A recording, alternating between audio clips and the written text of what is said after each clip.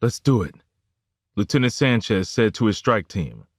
After the Caldwell Task Force was disbanded and integrated into the Organized Crime Task Force's investigation of Rocco Vinatieri, Lieutenant Dawkins took what they had on Cordell Jones, a.k.a. Kojo, who was positioning himself to fill the void left by the Caldwell Enterprise, to Lieutenant Sanchez. Something about this just doesn't feel right, Gene. I think it's something that you should look into. In response to a request, Sanchez formed a strike team made up of detectives Scott, Hogan, and Dickerson, and appointed newly minted Detective Sergeant Marita Bautista to head the team. As the need arose for a technical presence, Officer Sheila Jackson was added to the team. The strike team was on their way to raid a drug buy based on an anonymous tip, Bautista's third tip that had led to a large seizure in the past 6 weeks. It was shortly after the task force was disbanded that Bautista got a voice message that said, "Get Signal." Signal was a cross-platform centralized encrypted instant messaging service that allowed users to send one-to-one messages, which could include files, images, and video. It was the perfect app for sending anonymous tips.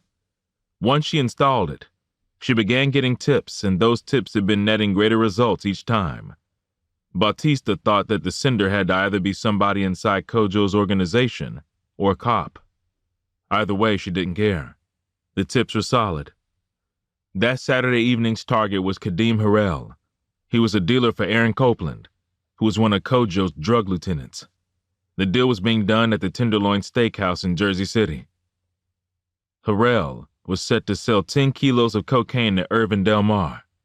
He and 3 members of his crew had driven down from Buffalo to make the deal. Harrell's an arrogant, sexist fuck, and he may try to act like he's tough, but he's a pussy, Bautista said to Dickerson. I'm betting the minute I get him in the box and I tell him about the 20 years that he thinks his pretty ass is going to be doing, I'm sure he'll flip and tell us everything he knows. So it was on. In another part of the city, Kadeem Harrell was at Aaron Copeland's house, preparing to head for Jersey City as well. Cope, as everyone called him, and Kojo hadn't known each other for very long, but they clicked right away. They were 2 small-timers that threw in together to be able to buy a better quality product and get more of it and to watch each other's backs. The 2 were just starting to step up their program when Kojo got arrested. Copeland was there the night that Kojo killed Hunter Sampson, and he was with him a week later when the police arrested him for the murder.